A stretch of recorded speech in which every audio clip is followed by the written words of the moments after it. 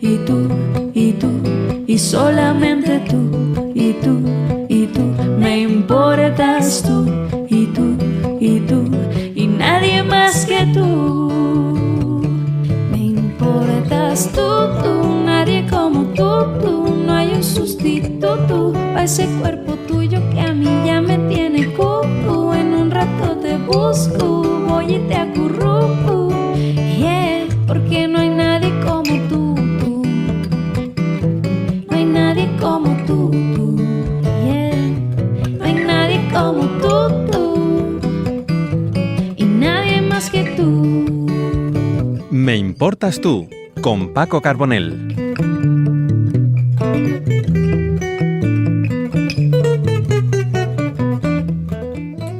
Bienvenidas, bienvenidos. Estamos en el programa de mayores de Onda Local de Andalucía, desde Málaga, del 107.3 de frecuencia modulada, del color comunitaria.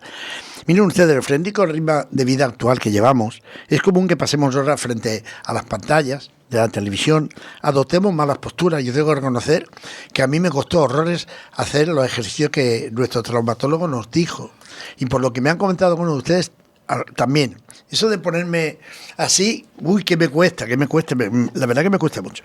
Pero, ¿por qué descuidamos? Y por eso es tan bueno hacer el ejercicio físico, porque descuidamos la forma de hacer las cosas. Lo que pocos consideran es que estos hábitos tienen un blanco silencioso, pero crucial: la columna vertebral. Las enfermedades relacionadas con esta estructura fundamental son cada vez más comunes y, sin embargo, siguen subestimadas por gran parte de la población. Y lo he podido comprobar hablando con personas mayores. Entre las afecciones más frecuentes, y vamos a hablar de ellas en el programa de hoy, la lumbalgia, la hernia discal, la escoliosis. Pero, a ver, yo creo que si hiciéramos un poquito de ejercicio y hiciéramos esos consejos que nos dio nuestro traumatólogo, nos iría todo mucho mejor. Porque nos falta de prevención para cuidar eso tan importante como la columna vertebral. Dicho esto, nos vamos a Pepi. Bien hallada, bienvenida, compañera. Hola, buenas tardes, muchas gracias. Muchas gracias, buenas tardes también, Juanma. Pues sí, es que tenemos un solo cuerpo, tenemos que cuidarlo y tenemos que seguir pues las recomendaciones de los médicos, tenemos que cuidarnos y bueno, si nos manda a hacer unos ejercicios, llevar unas rutinas, cuidarnos, alimentarnos bien y todo esto, pues todo eso nos va a beneficiar a largo plazo para encontrarnos mucho mejor. Pienso eso, ¿no? No, sí, yo quería decirle a Juanma, y ya entramos contigo, que de los ejercicios que nos dijiste sobre sentarnos, sobre caminar o sobre tocar el suelo, el que más se ha quejado la gente es de tocar el suelo. Todo el mundo dice, pero si es que es imposible, yo no puedo tocar el suelo. Yo tengo que decir que yo de ninguna manera, Y bueno, un ejemplo: Andrés, Carmen, María, Juan José, Paqui y Luis. Gracias por haber hecho los ejercicios y por decir que haría falta que cada programa diéramos por una serie de pautas para hacer. No sé, para eso está nuestro traumatólogo. Juanma, todas tuyas. Hola, buenas tardes Pepi, buenas tardes Paco. Bueno, me alegra que despertara el programa anterior tanto interés. La verdad que hemos tenido muchas preguntas. Mis pacientes, a los cuales le entrego normalmente el programa y les digo que se lo vean para explicarles lo que no me da tiempo a explicar en la consulta, pues la verdad que ya me empiezan a preguntar: ¿cuándo va usted a la radio? ¿Cuándo va no sé qué? Y digo, bueno, voy una vez al mes por ahora.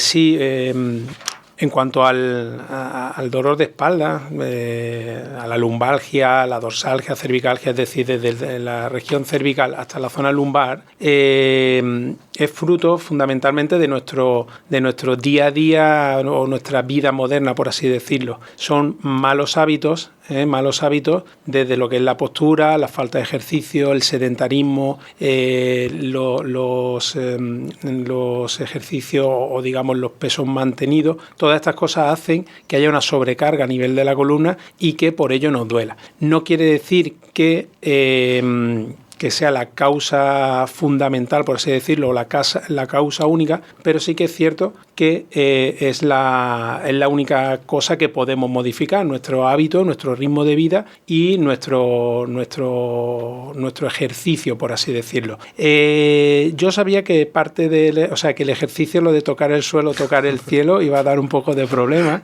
Cuando lo expliqué, y lo vuelvo a repetir, tocar el suelo no hace falta que sea con las piernas estiradas. ¿Por qué? Porque la mayoría de nosotros, y yo me incluyo, yo no llego al suelo con las piernas estiradas. Se podía doblar las piernas y, de hecho, uno de los objetivos de ese ejercicio es doblar las piernas, porque así también potenciamos la musculatura de las piernas, que es fundamental también para el mantenimiento de la postura de la espalda. Claro, pero y quizás como en el dibujo que lo estamos viendo ahora mismo, las piernas las tenemos rectas, no, pues la gente se creía, yo era el primero. Está mal el dibujo, eso hay que corregirlo.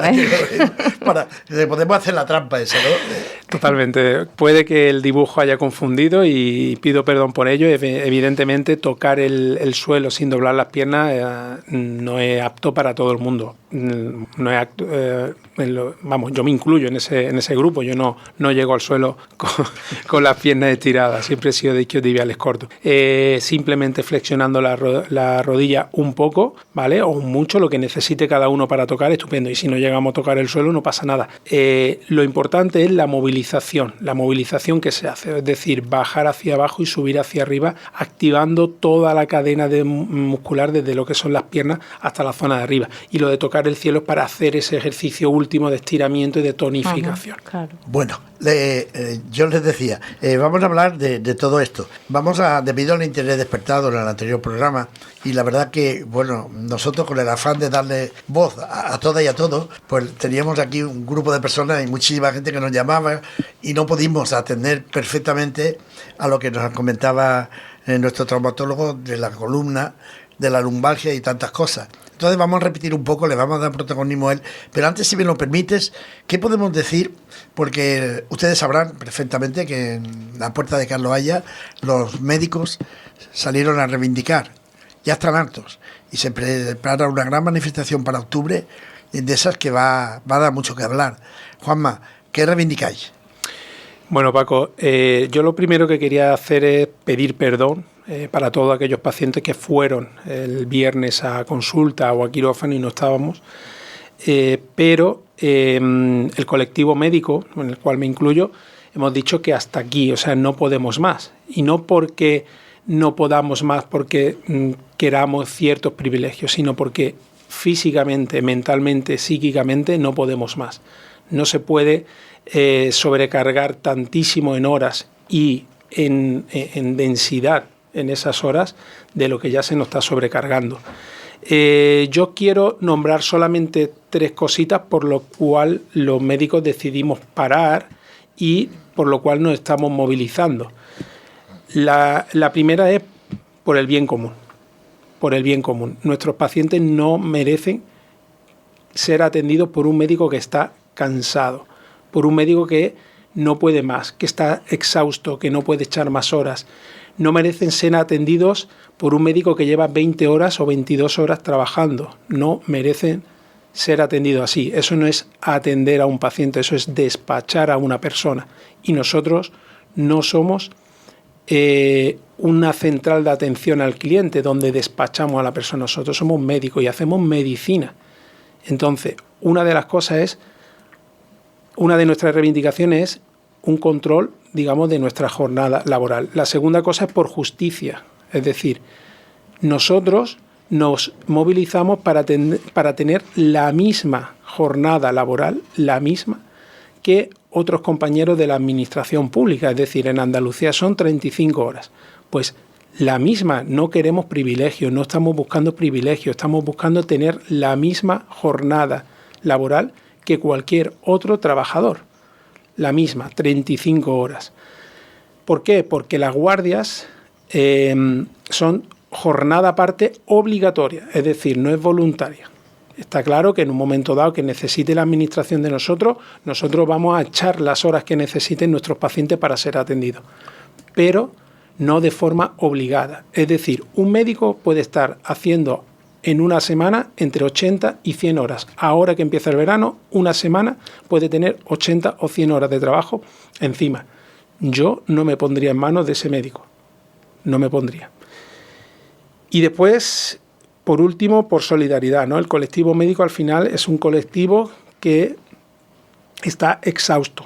Y esto provoca que tenga uno de los índices de patología psíquica más altos de todas las profesiones. Es decir, el médico tiene ansiedad, el médico tiene depresión, el médico no concilia con su familia, el médico no tiene derecho a una vida privada, el médico solamente tiene derecho a estar, digamos, al servicio de la administración, porque con la coletilla de por necesidades del servicio se nos privan de nuestros derechos laborales que tienen todos los trabajadores. Es decir, el Estatuto de los Trabajadores prohíbe expresamente las condiciones laborales en las que se encuentra un médico. Es decir, yo me voy de guardia y quiero que alguien cuide a mis hijos y el Estatuto de los Trabajadores me prohíbe contratar a una persona durante 24 horas mientras yo estoy de guardia. Si yo quiero que alguien externo a mí atienda a mis hijos, tengo que contratar a 3 personas, 3 turnos, porque el máximo turno son 8 horas. Me importas tú, un programa para las personas mayores de Andalucía que suena en Onda Local de Andalucía.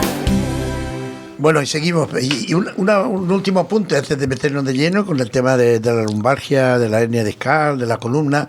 Gracias al pueblo de Macharabiaya por esa maravillosa obra de arte que hicieron. La verdad que en el ensayo me encantó y ahí tenemos imágenes que Pepi, cuéntanos. Sí, vamos a ver ahora unas imágenes que nos han ofrecido Teresa García Peralta, que es la persona que se ha volcado de lleno para conseguir que esa obra de teatro se haya llevado a cabo. El día 14 de junio, allí en el mismo pueblo, en el Salón de Actos del Ayuntamiento. Y bueno, la obra es Vaso de Rocío. Es una obra del poeta Salvador Rueda, que nació allí, en Macharabiaya. La obra de teatro estuvo fantástica, es una obra leída, es algo muy novedoso, es algo que apenas se ha hecho. Y la verdad que ella nos contaba en la entrevista que hicimos la semana anterior que para ella ha sido todo un experimento y ha sido algo muy, muy bonito, lo han vivido. Todo el pueblo se ha volcado. Había niños desde 10 años hasta mayores de 72 años. O sea, se ha hecho un trabajo precioso con personas de diferentes edades. Han interactuado y han aprendido de una forma brutal. Niños y mayores trabajando en conjunto. Y bueno, la obra está ambientada en la antigua Grecia y es muy bonita porque explora un amor frustrado. Salvador Rueda utiliza ahí elementos costumbristas y aquí pues se centra en el choque entre dos mundos, el aristocrático y el popular. Y al final pues es eso, es el amor, es lo que refleja, es una batalla de una lucha de amor y las limitaciones que son impuestas por las normas nacionales, las normas sociales, perdón. Muy bonita, la verdad que la obra. La verdad que Vaso de Rocío ha sido todo un éxito, gracias. Allí estuvimos nosotros hacer unos programas con ellas y con ellos. Decir que apoyamos desde aquí, desde este programa, y seguro que todos los mayores de Andalucía también lo apoyáis, las reivindicaciones de los médicos. Y ya sin más, pues vamos de lleno con el programa con Juanma. Juanma, a ver, adelante. Bueno, vamos a empezar... si os parece bien, vamos a empezar definiendo qué es, ¿no? Una lumbalgia. Exacto. ¿Vale? La lumbalgia es el dolor, digamos, de la zona baja de la columna, ¿de acuerdo? Y se da en una altísima proporción de la población. Es decir, se dice que el 80% de la población tiene o tendrá o ha padecido en algún momento de su vida una lumbalgia. ¿Vale? Si vamos paseando por la calle, hasta un 20% de las personas que en ese mismo momento le preguntamos si le duele la espalda, hasta un 20% de las personas nos van a decir que sí. Por lo tanto, si nuestros oyentes tienen dolor de espalda ahora mismo, pues muchas veces el mal consuelo de que no está solo, ¿no? Somos muchos. Hoy, en el programa de hoy, quiero dar, digamos, por así decirlo, las claves para intentar mejorar ese dolor de espalda y que la lumbalgia sea cada vez menos frecuente, cada vez nos preocupe menos. La verdad es que son muchas las preguntas que seguro que los mayores están haciendo con el tema de la lumbalgia. Yo sin ir más, después del fin de semana que me he dado, pues mi lumbago está, que me dice, para un poquito, que es verdad que si hacemos un esfuerzo que no teníamos que hacer, es entonces la lumbago cuando dice aquí estoy. Bueno, una de las causas, hay lo que decía al principio del programa, hay múltiples causas. O sea, al final el dolor de espalda no viene solamente por una causa concreta, sino que tiene tiene múltiples causas. En primer lugar, como me decías, la sobrecarga muscular, es decir, una posición mantenida mucho tiempo. Si estamos mucho tiempo sentados, tenemos un trabajo sedentario, un trabajo de estar mucho tiempo sentado, condiciona una mayor probabilidad de tener una lumbalgia. Igual que las personas que están mucho tiempo de pie, vendedores, seguridad, todo ello lo que hace mantener una posición mantenida es propiciar, digamos, una sobrecarga muscular, una sobrecarga a nivel de los discos y a nivel de las articulaciones de la columna que condicionan un aumento del número y de la intensidad de lumbalgia. Por supuesto, levantar objetos pesados, digamos, trabajadores de la construcción, trabajadores del campo, que a menudo someten su espalda a unas cargas no fisiológicas, también van a padecer mucho más de lumbalgia. Y por último, pues un mal digamos endémico de nuestra sociedad, que es la obesidad, ¿no? La obesidad, el sobrepeso, hace que nuestra columna tenga que recibir un extra de peso para lo cual no está adaptada, porque además cuanta más obesidad, seguramente más debilidad muscular, es un paciente más sedentario. Por lo tanto, tenemos dos condiciones que cuando se juntan duelen mucho, que es una obesidad, una sobrecarga de peso junto con una debilidad muscular que no compensa esa sobrecarga. En este caso estamos hablando de la lumbalgia, pero aparte de la lumbalgia, evidentemente la columna sufre mucho, la hernia discal quizás es una de las cosas que más afecta a las personas, ¿no? Exacto, mire, la lumbalgia, Paco, la lumbalgia es un síntoma, no es una enfermedad. Digamos, cuando viene el paciente a mí a consulta, me viene por un síntoma, doctor, me duele la espalda.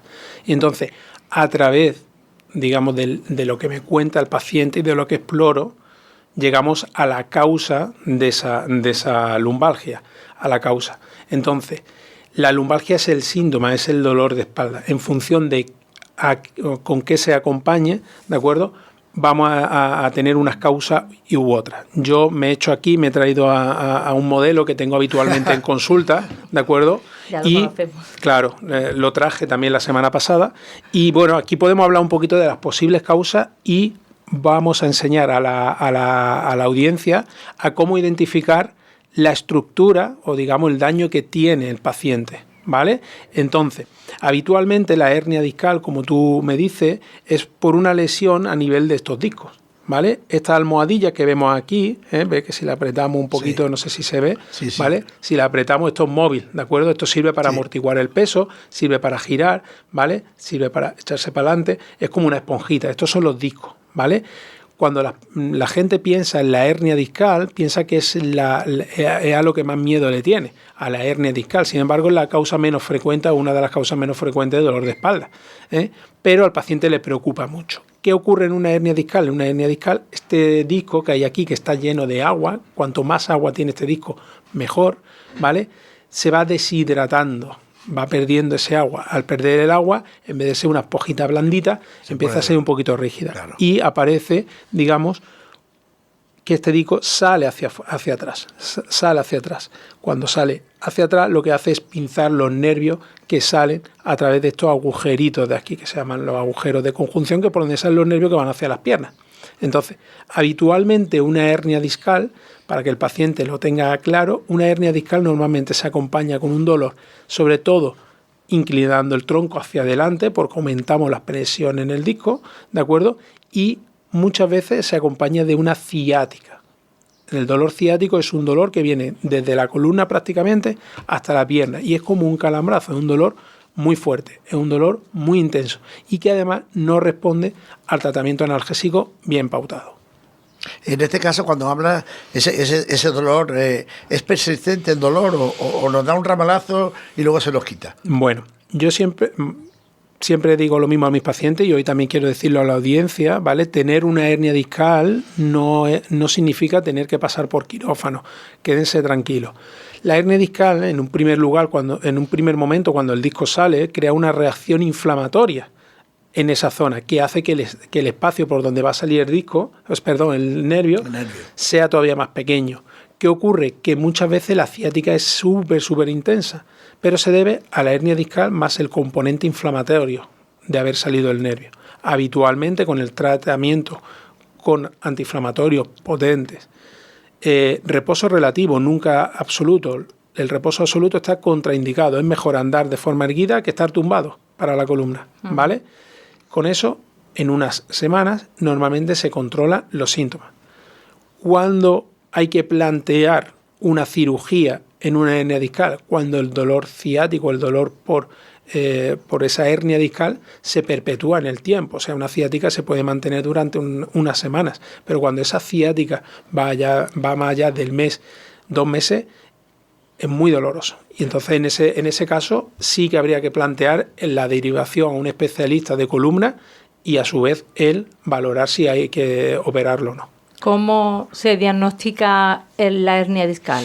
Bueno, radiografía, resonancia, ¿con qué aparato? Lo primero, yo quiero dejar de lado los aparatos. Evidentemente, la hernia discal, al final, el diagnóstico de confirmación lo da la resonancia, pero muchas veces con lo que cuenta el paciente, o sea, muchas veces ves entrar al paciente y sabe que tiene una hernia discal.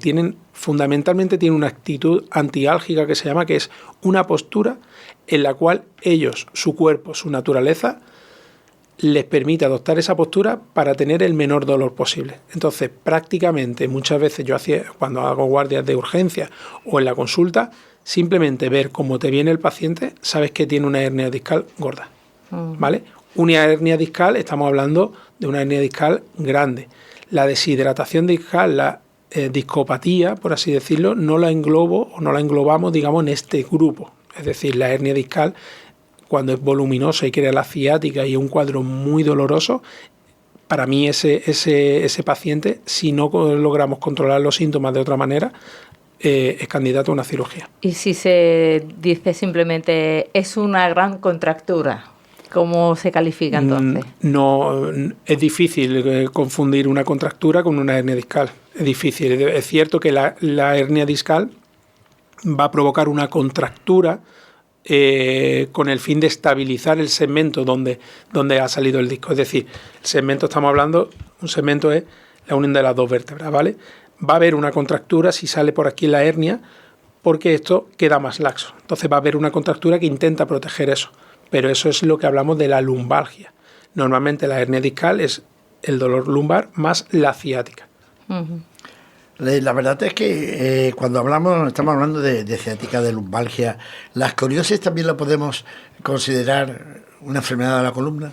Por supuesto, la escoliosis es una enfermedad de la columna, pero tiene un poquito menos que ver con los discos. La escoliosis lo que es una desviación de la columna.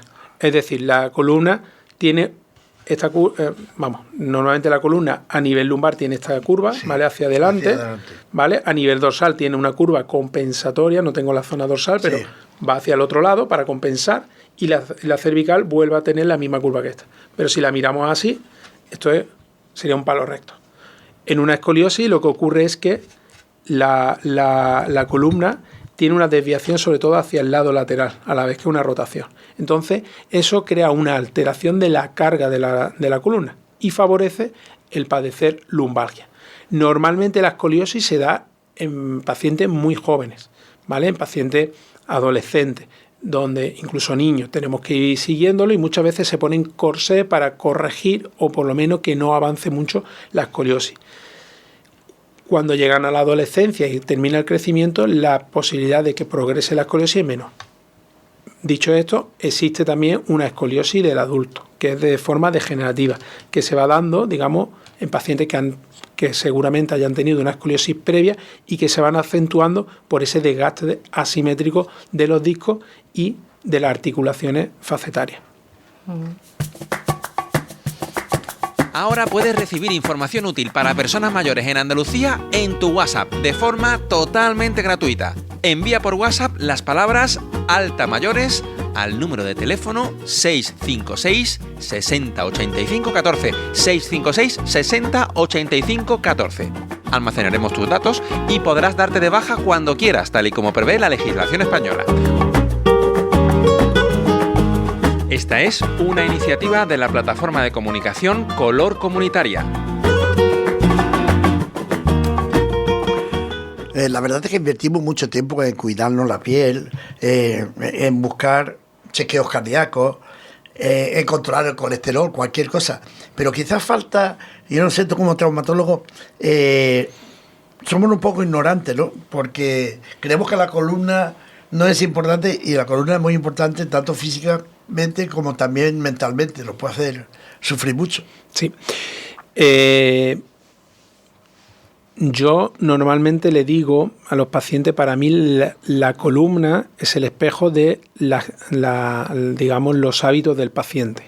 Es decir, un paciente sedentario, con obesidad, con sobrecarga, con una baja autoestima, porque además se relaciona mucho el dolor de espalda con la depresión, sí, la ansiedad, el autoestima.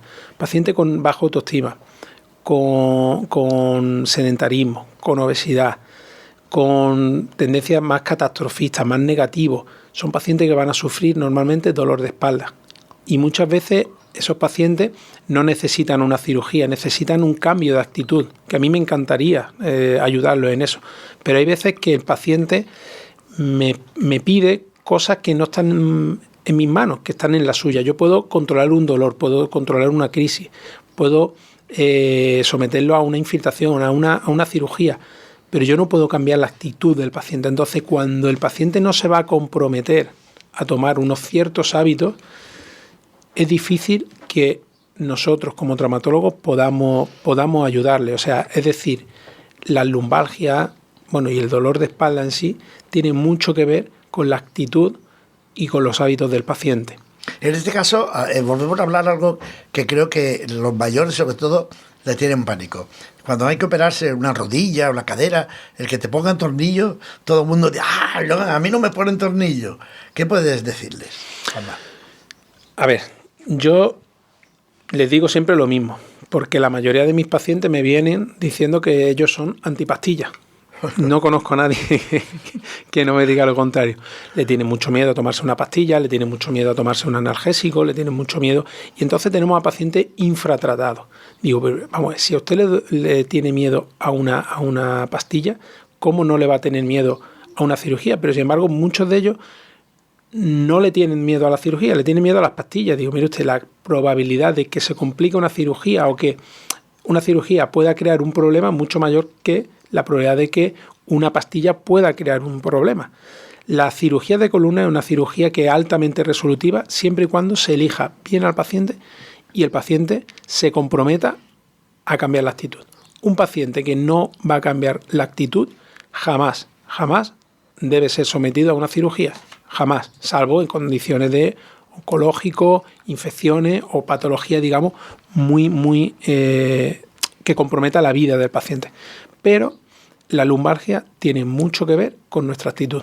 Y me pongo yo también de ejemplo. Claro, yo creo en general, ¿no? Que también todos tenemos que poner de nuestra parte ante una enfermedad o algo, ¿no? Tenemos que tener, si el médico recomienda pues un tratamiento determinado, pues llevarlo a cabo y hacer caso, ¿no? No solamente no se va a hacer magia, ¿no? Milagros no. Sobre todo es cambiar, entender por qué se produce. Mi idea es que los pacientes hoy sepan por qué se produce la lumbalgia y que ellos mismos sean capaces de, por sentido común, cuidarse su lumbalgia. O sea, al final la lumbalgia es imposible atenderla desde un servicio de traumatología, porque es lo que decíamos, el 80% de las personas van a tener una lumbalgia.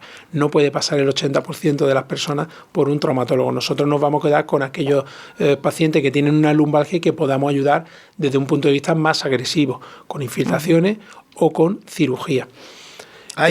Perdón, Paco, es que mi intención es que el paciente aprenda a autodiagnosticarse. Entonces voy a explicar, porque me habías preguntado antes por la escoliosis, y voy a explicar una forma muy fácil y rápida de saber si sufro o no escoliosis. Es muy sencillo, me pongo en ropa de interior o en ropa de baño enfrente de un espejo. Y o bien me miro yo de frente o alguien me mira por detrás y se ve claramente el paciente que tiene escoliosis. El paciente que tiene escoliosis tiene un hombro tiene un hombro mucho más alto que otro, ¿de acuerdo? Y la línea que hace los pliegues de la espalda tiene una ligera S. Entonces, ese paciente tiene una escoliosis. ¿Quiere decir que se tiene que operar? No. Quiere decir que seguramente tenga más probabilidad de tener lumbalgia y, por tanto, tiene que comprometerse más con el ejercicio físico, con no tener, digamos, sobrepeso y con, digamos, tener ciertos hábitos posturales que le vayan a mejorar. Tiene que ver con lo que se ha dicho antes, que también hay niños muy niños, ¿no? Con escoliosis. Yo he escuchado alguna vez la doble desviación, ¿no? Tengo doble desviación de columna. ¿Está relacionado? Sí, la doble desviación es, normalmente cuando hay una curva, la escoliosis hemos dicho que son curvas, entonces cuando hay una curva, por ejemplo, lumbar derecha, automáticamente hay una curva dorsal izquierda compensadora, porque la columna tiende a compensarse. Es decir, lo que quiere la columna o una escoliosis compensada es aquella en que la cabeza y el centro de la pelvis están en línea. Entonces, aunque haya una escoliosis, aunque yo esto lo gire para este lado tal cual, si tengo la cabeza y la pelvis al mismo nivel, está compensada. Pero eso puede ser una doble curva, quiere decir, tengo una derecha y una izquierda, pero al final tengo esto. Las no compensadas en las que solamente tengo una curva hacia un lado y el otro no, y el paciente va torcido. Claro. De todas maneras, hablábamos en el anterior programa y en este de hacer el ejercicio, lo bueno que es. Y uno de los ejercicios que no llegamos a comentar es uno que tú te has traído que hay que hacer con una no sé lo que es, una cinta elástica, ¿no? Sí, bueno, yo el otro día propuse un reto que era hacer 3 ejercicios, ¿vale? Muy sencillo para hacerlos a diario. Uno era el tocar suelo, cielo, pero ojo, aunque el dibujo venga con las rodillas estiradas, las rodillas se deben flexionar para no sobrecargar la parte de delante de la columna. Es decir, este ejercicio implica un fortalecimiento tanto de lo que son los miembros inferiores, porque vamos a flexionar la rodilla, con lo cual los cuádriceps se van a activar, vamos a estirarnos, con lo cual los glúteos se van a tensar, y después vamos a tocar el cielo, con lo cual toda la musculatura de la columna vertebral se va a tensar, se va a tonificar, a la vez que vamos a hacer un estiramiento, vamos a hacer que los discos ganen altura. Todo lo que sea ganar altura al disco, es decir, ponernos muy tiesecitos, es mejorar la lumbalgia y mejorar, ese aplastamiento que se produce en el disco fruto de la gravedad. Otro de los ejercicios, creo recordar que era el de sentarnos correctamente, que a mí me cuesta una barbaridad. Luego era los ejercicios, lo de sentarnos es lo de la postura. Este es un ejercicio. Como caminar. Exacto. Este es un ejercicio que también recomiendo mucho a los pacientes que tienen dolor de espalda, que es la extensión de los glúteos estando de pie. Nos podemos coger a una encimera o nos podemos coger a una silla y hacer una serie de repeticiones. Normalmente yo le digo 3x10, 30 repeticiones a lo largo del día, ¿de acuerdo? Y lo que hacemos es tirar de la pierna hacia atrás. ¿Esto qué va a hacer? Va a hacer que se activen los glúteos. Normalmente los glúteos son unos músculos que tienden a ir desapareciendo con la edad. Si se fijan bien, los glúteos o el culo de las personas se va cayendo poco a poco y al final cada vez se va haciendo el culo más plano y la barriga más gorda, y tenemos que intentar luchar contra eso. Tenemos que hacer unos glúteos potentes y una barriga plana, y eso con el ejercicio de antes de tirar de los glúteos hacia atrás, lo que vamos a hacer es que los glúteos actúen de extensores de la columna de la pelvis y nos va a dar una mejor posición. Este era el de caminar erguido, ¿no? Bueno, esto era la buena postura para caminar. El truco que doy siempre a mis pacientes es hacer una línea imaginaria entre lo que son las orejas, los hombros y la cadera. O sea, todo en línea, de tal manera que vayamos con la mirada mirando hacia el frente, ni hacia abajo ni hacia arriba. Los hombros no hay que llevarlos muy tiesos, pero sí que en una posición erguida o tonificada, y las caderas, como apretando un poquito el abdomen y la columna lumbar. Eso va a hacer que tengamos una postura erguida y con esa postura ir andando. Solamente haciendo eso ya estamos tonificando, fíjate, la musculatura de toda la columna, glúteos, abdominales y las piernas. O sea, andar de forma erguida es el mejor ejercicio para los dolores de espalda. cuando andamos de forma erguida, lo que hacemos es como si tiráramos como si tiráramos un poquito de los discos. Y al tirar, el disco vuelve a entrar para adentro, ¿vale? Una cosa que me llama mucho la atención es que los mayores suelen andar y tenemos tendencia a ponerlo la mano detrás. Sí. Eso no teníamos que hacerlo, ¿verdad? Nunca. Bueno, eso lo que te va a alterar, lo que va a hacer es que tu centro de gravedad se vaya hacia adelante. Entonces ahí, bueno, hay quien lo pone y tiende a compensar con la espalda hacia atrás y hay quien lo pone y tal. Yo normalmente recomiendo que haya un braceo. Es decir, el braceo lo que hace es acompañar el ritmo de andar y lo que hace es equilibrar, digamos, la carga durante la marcha. Entonces el braceo es muy fisiológico, a la vez que también nos permite ejercitar los brazos. Cuando hay sobrepeso, recomiendo unos bastones de senderismo. Con esos bastones de senderismo, ¿qué voy a hacer? Pues lo que voy a hacer es descargar mis articulaciones inferiores, incluso de la columna hacia abajo, porque parte del peso lo voy a llevar en mis manos. Y en este caso, el otro ejercicio que tú nos decías, es que, ¿a qué nos ayuda este ejercicio? Este ejercicio es fantástico, ¿vale? Un ejercicio en el cual cogemos una goma elástica, ¿de acuerdo? Brazo estirado. ¡Hola! Y abrimos aquí un poquito, ¿vale? Abrimos aquí. ¡Hola! Esto lo que va a hacer es que la musculatura de la zona dorsal, porque hoy hablamos de lumbalgia, pero la espalda se comporta como un todo común. Entonces, si nos vamos a la zona dorsal, ¿vale? Los pacientes que presentan dolor en la zona dorsal se llama dorsalgia. ¿Qué vamos a hacer? Vamos a intentar compensar. En el mundo actual, ¿vale? En el mundo de las pantallas, en el mundo del sedentarismo, la columna dorsal sufre mucho porque vamos encorvándonos hacia abajo. Si nos damos cuenta, con la misma edad vamos adoptando una posición que es ir encorvándonos, lo que se llama cifosis senil, ¿de acuerdo? Adoptamos esta postura porque, digamos, la zona dorsal se va deformando hacia adelante. ¿Cómo compensarlo? Tirando de la musculatura que hay justo detrás. Y con este ejercicio lo que hacemos es tensar la musculatura dorsal y de los hombros. Y nos va a ayudar a que los hombros vayan otra vez aquí atrás. Normalmente se van yendo hacia adelante conforme vamos perdiendo musculatura. Con esto lo que vamos a hacer es enganchar los hombros y como ponerle un broche aquí y que andemos de forma erguida, nos sentemos de forma erguida y trabajemos la musculatura posterior que se va perdiendo con la edad. Yo recuerdo en el programa anterior que cuando él decía hay que ponerse erguidos, todo el mundo aquí fuera, todo el mundo se quiso poner recto. Hay que ser muy consciente. Yo entiendo que es difícil, o sea, yo que lo recomiendo, pues cada cierto tiempo digo, y tengo que estar pensando, pero sí que es cierto que ayuda, el tomar conciencia de eso ayuda porque nos hace, digamos, ser conscientes de que esa postura nos está dañando y una vez que la corregimos notamos inmediatamente la mejoría. En este caso, no sé, ¿sería bueno hacer fisioterapia preventiva cuando alguien tiene un mal de columna? ¿O eso no es recomendable? No, bueno, es recomendable. Quien pueda pagarse un fisioterapeuta preventivo, por supuesto. Pero yo creo que la mejor prevención es el ejercicio físico, ejercicio como el que estamos enseñando. Son 3 ejercicios que lo podemos hacer a diario, además de caminar entre 30 y 60 minutos diarios de forma erguida. Con eso, yo creo que es mejor prevención que el fisioterapeuta, porque eso crea un hábito.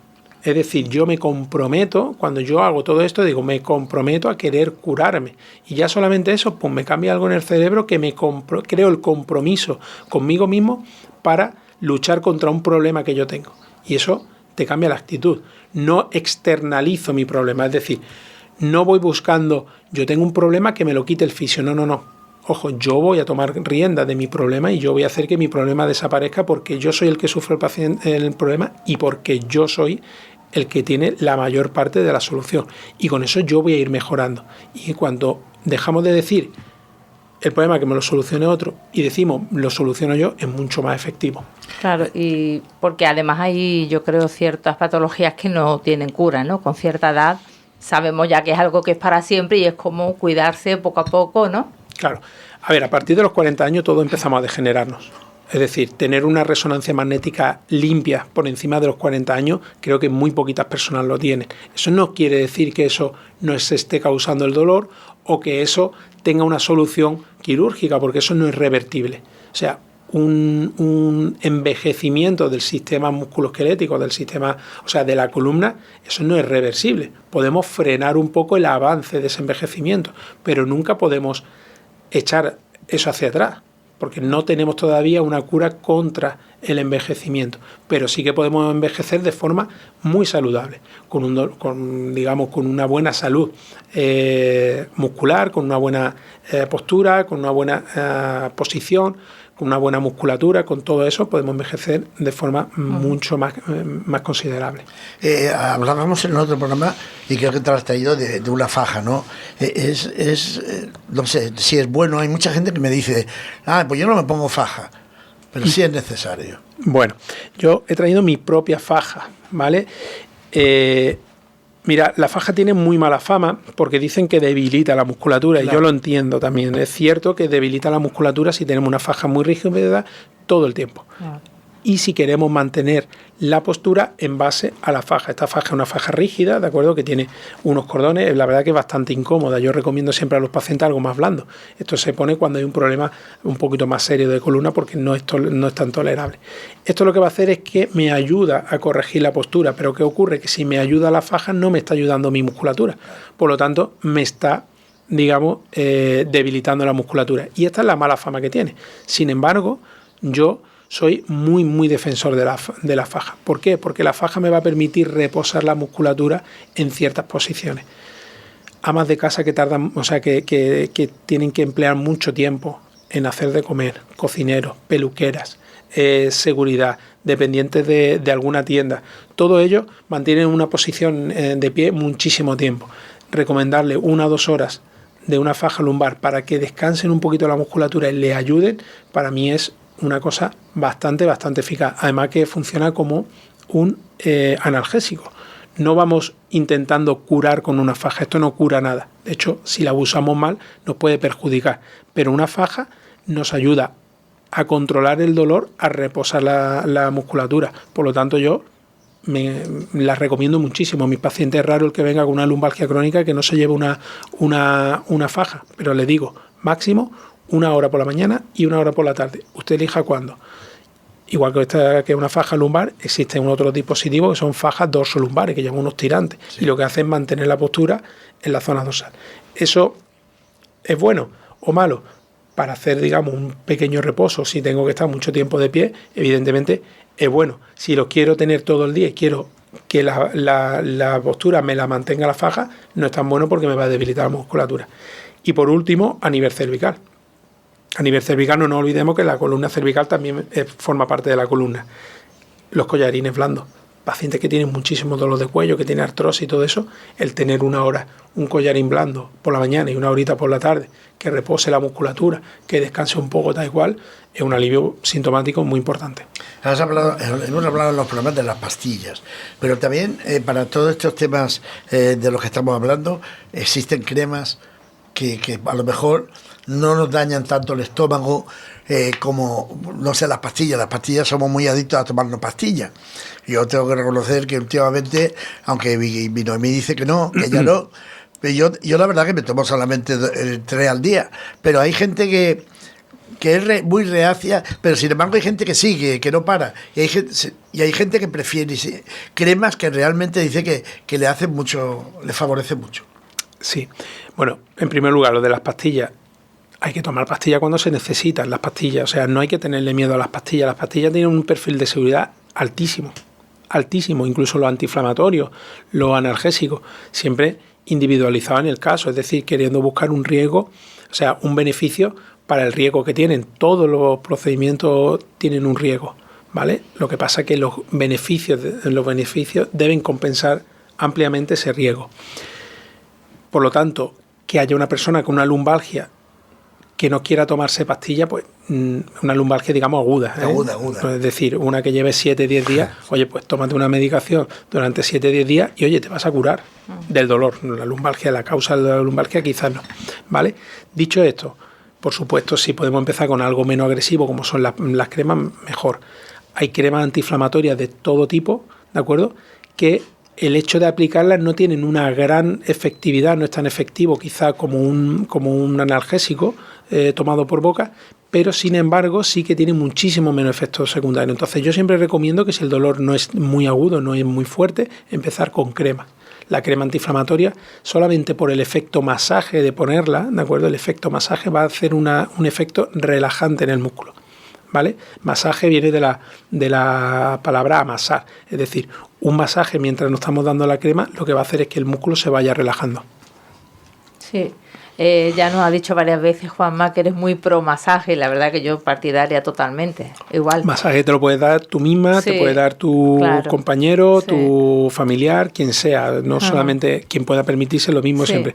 Un masajista, un fisioterapeuta, mejor, pero oye, que el masaje es beneficioso, te lo haga, sí, un masaje, ojo, no un tratamiento fisioterápico. Un masaje que es simplemente masajear, te lo puede hacer cualquier... Vale, y volviendo a la pastilla, yo para la pastilla estoy apurando siempre al máximo, pero cuando mandan 2 tipos de pastillas, una lumbalgia y ahora antiinflamatorio y calmante muscular, relajante muscular.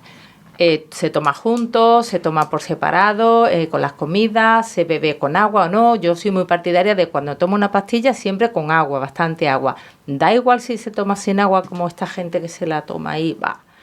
Bueno, no, vamos, en principio el agua no agua, en principio deberían tomarse con un poquito de agua. Dicho esto, el dolor hay que controlarlo desde que es moderado. El hecho de aguantar muchísimo el dolor, no, yo aguanto mucho y cuando tengo muchísimo dolor me tomo un analgésico. Lo que va a hacer es que el analgésico que tengas que emplear para un dolor muy agudo o muy intenso sea más potente que el que te tendrías que haber tomado quizá cuando el dolor era moderado. Es decir, si yo empiezo con una lumbalgia, yo por ejemplo ahora tengo una lumbalgia, da la casualidad que llevo 2 días con una lumbalgia, también ha coincidido que he estado moviéndome menos y he estado haciendo menos deporte. Al final es que esto es automático. ¿Qué empiezo? Pues empiezo con paracetamol porque no es muy intensa la lumbalgia.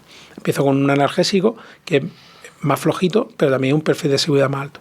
¿Qué ocurre si mi dolor fuera más intenso? Iría escalando, se llama escala analgésica. Empezamos el paracetamol, después del paracetamol viene lo antiinflamatorio, después de lo antiinflamatorio vienen los opioides menores y después vienen los opioides mayores, que es la morfina. Entonces, hasta ahí tenemos 4 escalones y eso es función nuestra del médico y adecuando a lo que nos cuenta el paciente el dolor ese.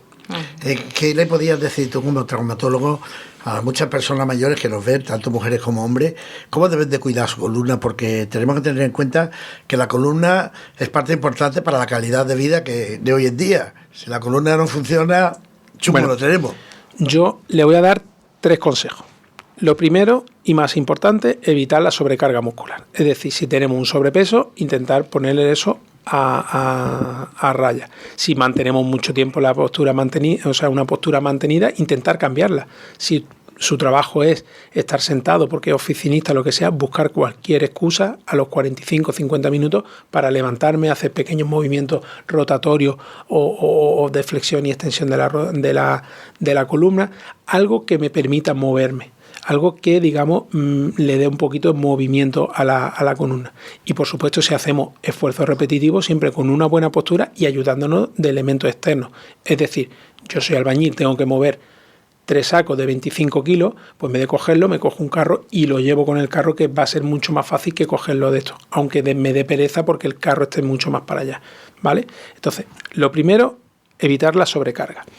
Lo segundo, cuidar la postura. Es decir, si voy andando, no voy andando de cualquier forma porque estoy sobrecargando la articulación. Lo que voy es de la forma que hemos explicado antes, de una forma erguida, con la oreja, el hombro y las caderas en la misma línea y un poquito como si quisiéramos ser más altos de lo que somos. Es decir, como cuando nos van a medir. La misma posición cuando estoy sentado, un poco erguido. Evidentemente, si hacemos una larga caminata o estamos mucho tiempo sentados, es difícil mantener eso. Pero tenemos que ser conscientes de eso. Y por último, evitar el sedentarismo. Ejercicio físico en la base, hoy en día es la base de todos los tratamientos. Es decir, muchas veces estamos sobremedicando a la población porque no hay un compromiso con la falta de sedentarismo. Es decir, ejercicio físico. Yo, si tuviera algún cargo político, algún cargo en mis manos, pondría los gimnasios gratuitos. Antes que incluso la sanidad. Sería maravilloso. Es decir, por supuesto, o sea, la población tiene que tener, gimnasio o actividad física, pero la población tiene que tener algún sitio donde ir a cuidarse de forma gratuita, porque eso ahorra dinero. Es decir, una población que hace deporte, al final una población que gasta menos en salud. Y es mucho más caro poner unos tornillos, que les voy a enseñar aquí, ¿vale? Entonces, con esto es con lo que nosotros operamos la columna, ¿vale? Unos tornillos, una barra. Cada tornillo puede valer 600 euros. Y si tenemos que hacer una espalda entera, pues fíjese la cantidad de tornillos que hay. Esto muchas veces lo ponemos porque no hay un compromiso para cuidar esa espalda. Es decir, no ha habido un compromiso en el sentido de potenciar la musculatura, hacer ejercicios de estiramiento y cuidar nuestra columna. Y esto es el fracaso de un tratamiento conservador. Es decir, esto es el fracaso cuando las medidas conservadoras que estamos hartos de decir no llegan a buen puerto.